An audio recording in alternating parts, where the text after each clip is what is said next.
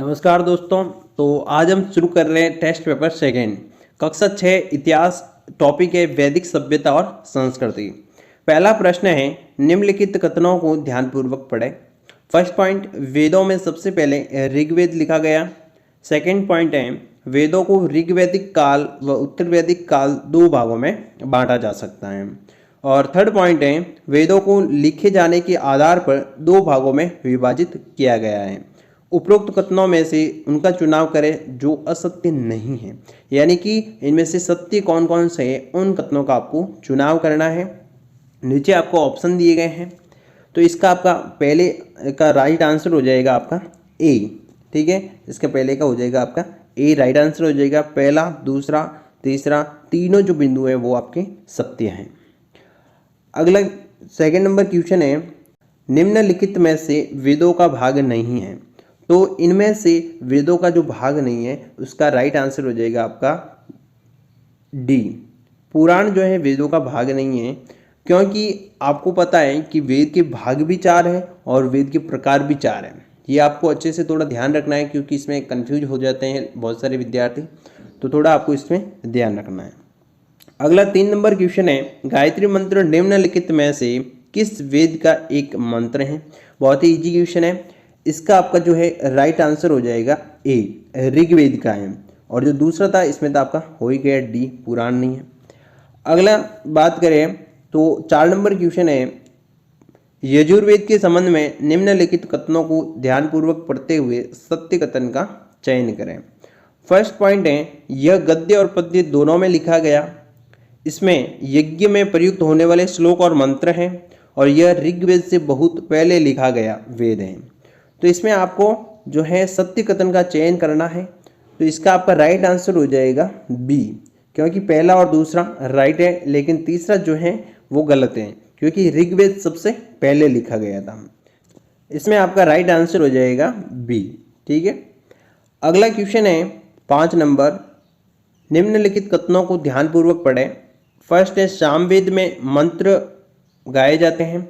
Second point है, यह भारतीय संगीत का प्राचीनतम ग्रंथ है। और थर्ड पॉइंट है, अथर्ववेद का नाम अथर्व ऋषि के नाम पर पड़ा। और फोर्थ पॉइंट है, अथर्ववेद में चिकित्सा विधि और रोगों से संबंधित ज्ञान संकलित है। तो इसमें से आपको सत्य कथनों का चुनाव करना है। तो 5 नंबर क्वेश्चन का राइट आंसर हो जाएगा आपका डी ऑप्शन। ठीक है, क्योंकि इसमें चारों ऑप्शन, चारों जो बिंदु दिए गए हैं वो राइट हैं। अगला 6 नंबर क्वेश्चन है, फर्स्ट, ऋग्वैदिक काल में वर्ण व्यवस्था जन्म पर आधारित थी, जबकि उत्तर वैदिक काल में कर्म पर आधारित थी। सेकंड पॉइंट है, वैदिक काल में समाज में स्त्रियों को महत्वपूर्ण स्थान प्राप्त था।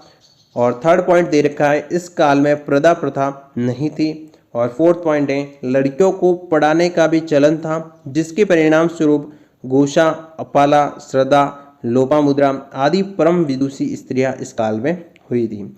तो उपरोक्त कथनों में से आपको उन कथनों का चुनाव करना है जो असत्य नहीं है, यानी कि जो सत्य कथन है उनका आपको चुनाव करना है। तो इसका आपका राइट आंसर हो जाएगा सी। ठीक है, इसमें दूसरा, तीसरा और चौथा जो है आपका राइट होगा, और जो पहला दे रखा है वो आपका गलत है इसमें। अगला क्वेश्चन लेते हैं अपन 7 नंबर, वेदों में आश्रम व्यवस्था का निर्धारण किया गया है, तो वो किस आधार पर है। तो इसका आपका राइट आंसर हो जाएगा सी, सीधा सीधा आयु के आधार पर किया गया है। और इसमें आयु को 100 वर्ष मानकर जो है आश्रम व्यवस्था का निर्धारण किया गया है। अगला 8 नंबर क्वेश्चन है, निम्नलिखित में से कौन सा वैदिक संस्कृति की आश्रम व्यवस्था का भाग नहीं है। तो डी ऑप्शन इसका राइट हो जाएगा। जो वृद्धा आश्रम है वो है, कहीं पर भी इसका नाम नहीं दे रखा है, यहाँ पे संन्यास आश्रम है। ठीक है, ब्रह्मचर्य आश्रम, गृहस्थ आश्रम, वानप्रस्थ आश्रम और संन्यास आश्रम, ये 4 प्रकार के आश्रम बताए गए हैं। नेक्स्ट अगले क्वेश्चन की बात करें 9 नंबर, आश्रम व्यवस्था में सबसे महत्वपूर्ण आश्रम कौन सा था। तो उसकी बात करते हैं, तो इसका राइट आंसर होगा गृहस्थ आश्रम। ठीक है, बी ऑप्शन राइट हो जाएगा। गृहस्थ आश्रम सभी आश्रमों का पोषक कहलाता है। उसके बाद में 10 नंबर क्वेश्चन है, आर्यों के राजनीतिक जीवन का मूल आधार था। तो आर्यों के राजनीतिक जीवन का मूल आधार कुटुंब था। तो इसका राइट आंसर हो जाएगा आपका ए। कुटुंब का मतलब होता है परिवार। ठीक है, अब बात करें 11 नंबर क्वेश्चन की, तो निम्नलिखित कथनों को ध्यानपूर्वक पढ़ें। फर्स्ट, कहीं कुटुंब को मिलाकर एक गांव बनता था और गांव के अधिकारी को ग्रामणी कहते थे। सेकंड पॉइंट है, कई गांव के समूह को मिलाने का विस बनता था और उसका अधिकारी विषपति होता था। और थर्ड पॉइंट दे रखा है, विस के समूह से जन नाम की इकाई बनती थी जिसके अधिकारी को शासक अथवा राजन कहा जाता था। तो इनमें से आपको सत्य कथन का चुनाव करना है। तो इसमें आपका जो राइट आंसर होगा वो होगा ए। पहला, दूसरा और तीसरा जो है तीनों आपके सही हैं। ठीक है। अगला 12 नंबर क्वेश्चन है, निम्नलिखित कथनों को ध्यानपूर्वक पढ़ें। फर्स्ट है, वैदिक काल में राजा को सलाह देने के लिए सभा और समिति नामक दो संस्थाएं होती थी। सेकंड पॉइंट है, सभा जनता के सदस्यों का संगठन था जबकि समिति केवल मुख्य पदाधिकारियों और विद्वानों की बैठक की थी। उपरोक्त कथनों में से सत्य कथन नहीं है।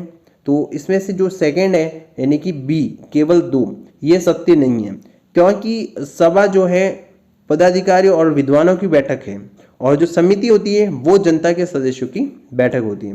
तो आपका राइट आंसर हो जाएगा इसमें बी ऑप्शन। अगला क्वेश्चन है 13 नंबर, निम्नलिखित कथनों को सावधानी पूर्वक पढ़ें।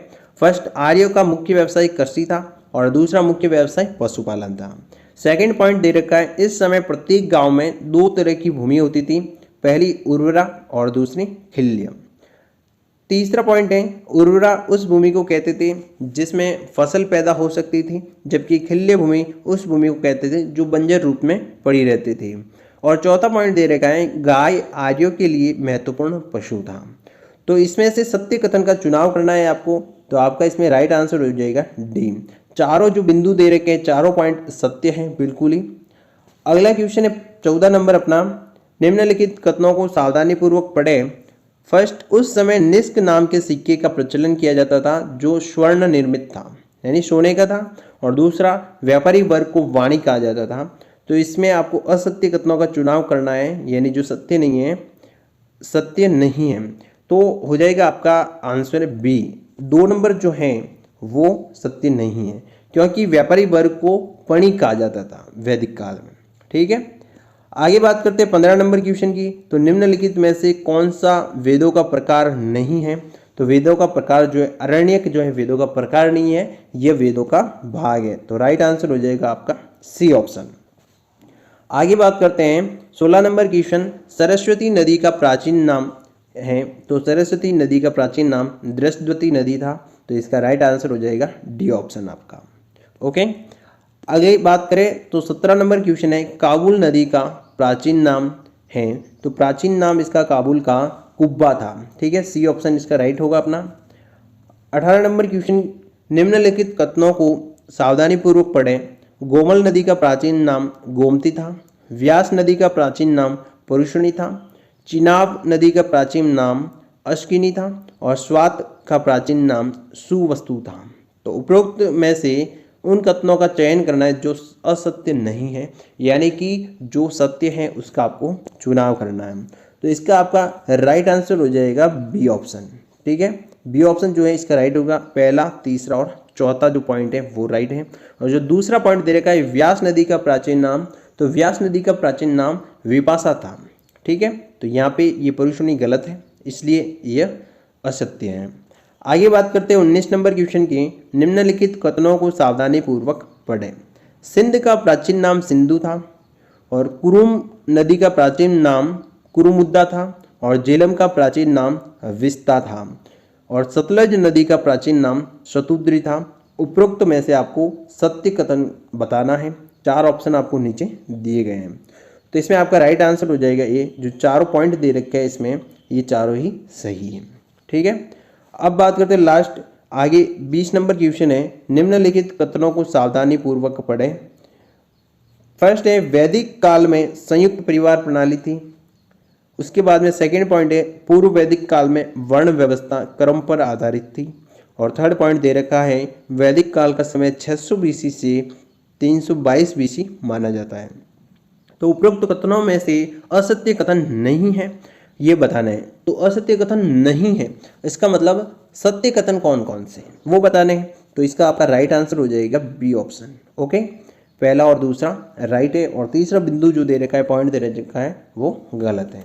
ठीक है दोस्तों, तो इस प्रकार से ये टेस्ट पेपर सेकंड कंप्लीट होता है। अगर आपको वीडियो पसंद आए हैं और टेस्ट सीरीज पसंद आई है तो वीडियो को ज़्यादा से ज़्यादा लाइक करें और अपने दोस्तों में रिलेटिव में जो भी लोग हैं उनको ज़्यादा से ज़्यादा शेयर करें। और यदि आप हमारे चैनल पर पहली बार आए हैं तो हमारे चैनल को भी सब्सक्राइब करें ताकि हमारी ऐसी ही वीडियो आप तक सबसे पहले पहुँच सकें। आज की इस वीडियो में इतना ही, मिलते हैं नेक्स्ट वीडियो में, तब तक के लिए धन्यवाद। जय हिंद, जय भारत।